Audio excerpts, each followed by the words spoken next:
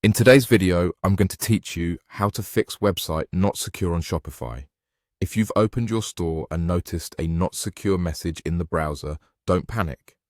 This simple adjustment helps your theme load content over a secure connection so the browser can recognize your site properly. Start by opening your Shopify admin. In the left sidebar, click Online Store to view your current theme.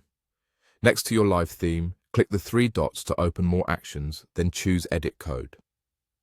This takes you into Shopify's code editor, where your theme files are organized by folders.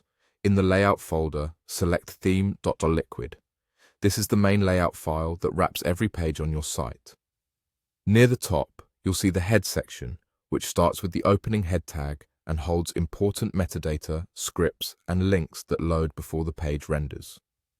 Carefully find that head section and add a blank line directly above the opening tag to give yourself a clean spot to paste code. Now, grab the code provided in the video description and copy it exactly as it appears. Switch back to theme.liquid and paste that code into the blank space you created immediately above the head tag. Keeping it outside the head section, just above it, helps the snippet run as intended without interfering with your existing markup.